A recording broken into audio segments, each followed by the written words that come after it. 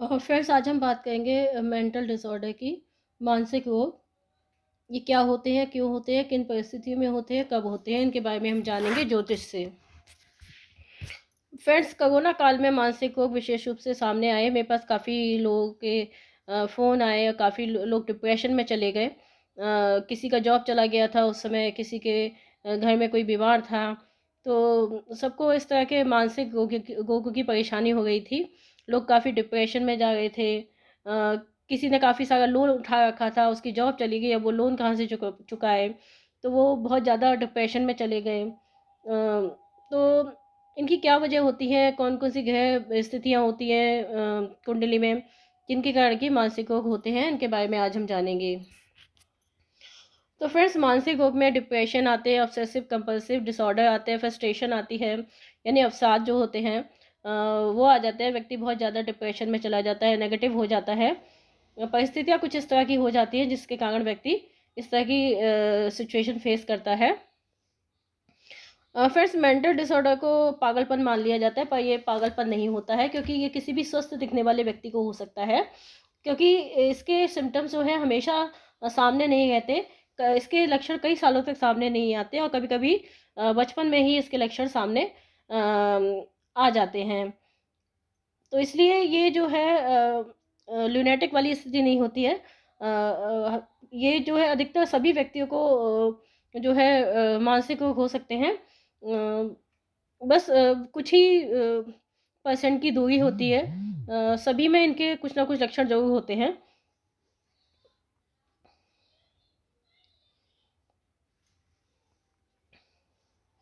तो आज हम देखते हैं कि मानसिक रोग किस व्यक्ति को हो सकते हैं। अधिकतर जो साइकियाट्रिस्ट होते हैं और साइकोलॉजिस्ट होते हैं, वो उनका कहना है कि हर इंसान मानसिक रोग से महज 2% की दूरी पे खड़ा होता है। तो व्यक्ति का व्यवहार व्यवहार कब असंतुलित हो जाए, ये जान पाना बड़ा मुश्किल होता है, लेकिन ज्योतिष में हम ये जान सकते हैं। क्योंकि विशेष कुछ ग्रह परिस्थितियाँ होती हैं जिनके द्वारा मानसिक रोग बनते हैं।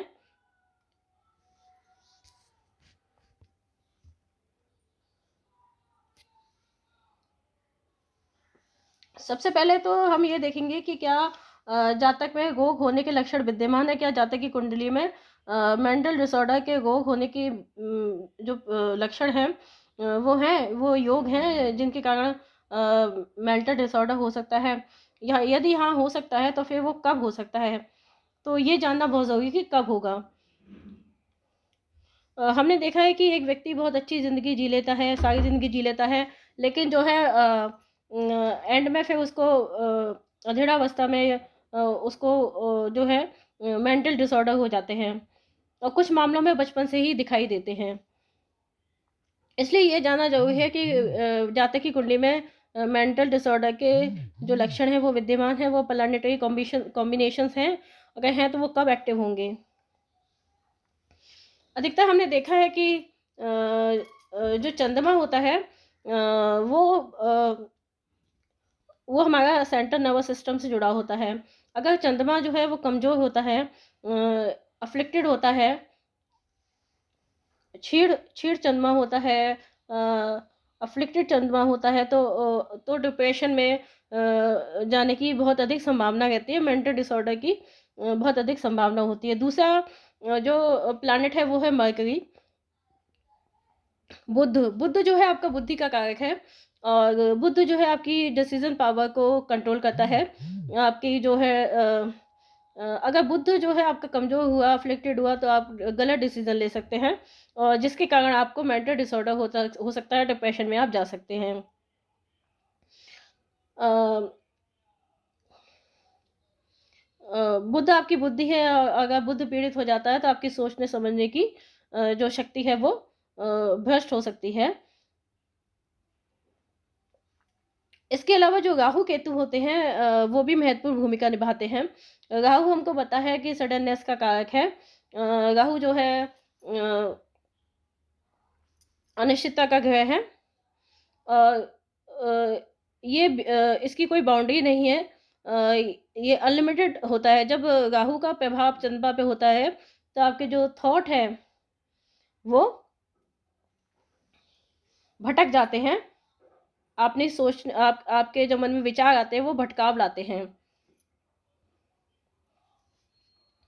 और जो केतु है, केतु हमको पता है, केतु जो होता है हेडलेस होता है, उसका हेड नहीं है।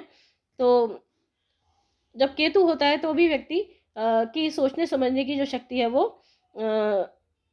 खराब हो जाती है।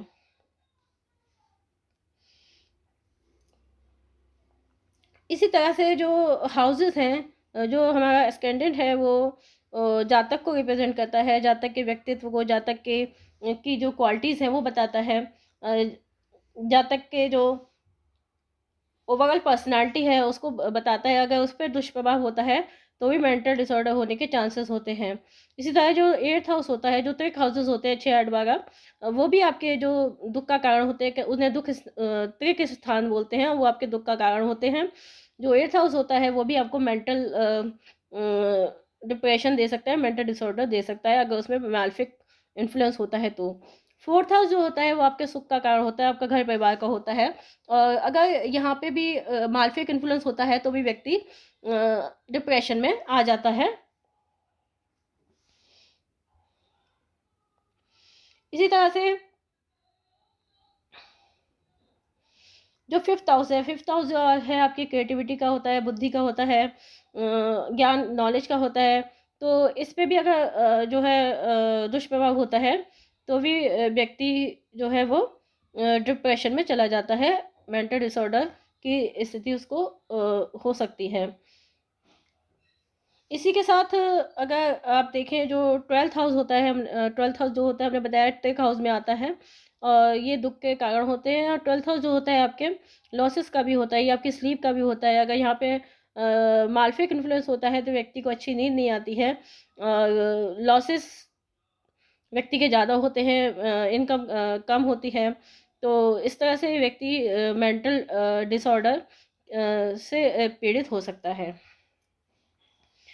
एक और बात हमने देखी है, जो व्यक्ति गंडमूल नक्षत्र में पैदा होते हैं, मैंने आपको बताया था बेसिक जब कराया था, गंडमूल नक्षत्र कौन कौन से होते हैं, जिन नक्षत्र के स्वामी बुध और केतु होते हैं। गंडमूल नक्षत्र में आते हैं आपके अश्लेषा, अश्विनी, रेवती, माघा, मूला और ज्येष्ठा। तो ये 6 नक्षत्र होते हैं, वो गंडमूल नक्षत्र होते हैं। इनमें जो जातक पैदा होते हैं वो बहुत महत्वाकांक्षी प्रवृत्ति के होते हैं। अगर उनको अपनी विकास के लिए सही रास्ता मिल जाता है, सही एनवायरनमेंट मिल जाता है तो ठीक है। और जहाँ भी थोड़ी सी प्रॉब्लम आती है तो ये विचलित हो जाते हैं और डिप्रेशन की स्थिति में आ जाते हैं। अब हम देखेंगे कि मानसिक रोग कब होंगे। तो फिर मानसिक रोग जो हमने देखा है, मानसिक रोग जो है वो चंद्रमा है, राहु है, केतु है, सटन है, इनकी दशा अंतर्दशा में ज़्यादा होते हैं। और जब भी राहु की दशा आएगी, केतु की दशा आएगी, राहु में मून, केतु में मून, चंद्रमा में मून, तो व्यक्ति डिप्रेशन का शिकार हो जाता है। सैटर्न में अगर आपकी साढ़े साथी भी चल रही है, ढैया चल रही है, तो व्यक्ति को ज़्यादा परेशानी होती है। इसी तरह से राहु की स्थिति में हमने देखा है, राहु की दशा में अगर व्यक्ति के कुंडली में मतलब ज़्यादा स्ट्रॉन्ग योग नहीं है मेंटल डिसऑर्डर के, तो भी वो व्यक्ति के साथ कुछ न कुछ ऐसा होता है कि वो डिप्रेशन में आ जाता है।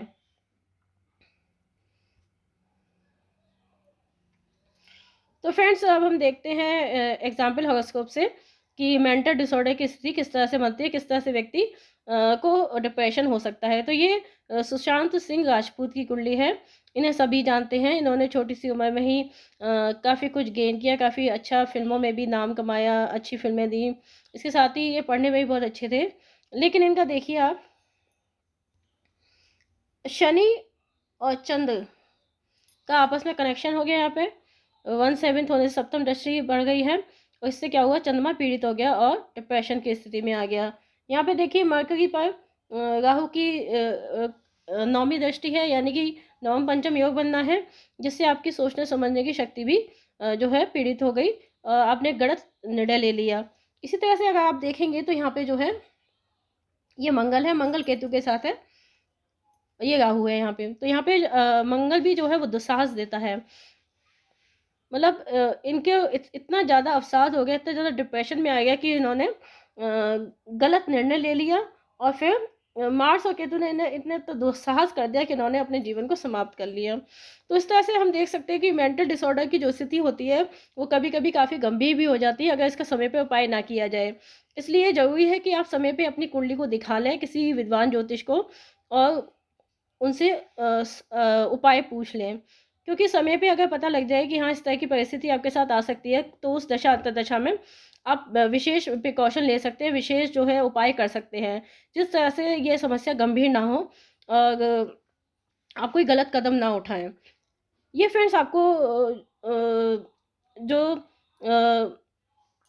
अ मेंटल डिसऑर्डर के बारे में बताया जाए, ये डराने के लिए नहीं बल्कि आपके जीवन में आपको गाइड करने के लिए, ताकि इस तरह की परिस्थिति कभी आपके जीवन में ना आए। अगर आए भी तो आप उसका उपचार कर लें टाइम पे और आपको कोई गंभीर इसका परिणाम ना भुगतना पड़े। फ्रेंड्स, अगर आपको ये वीडियो पसंद आए तो उसे लाइक और सब्सक्राइब ज़रूर करना और अपने फ्रेंड्स के साथ शेयर भी करना।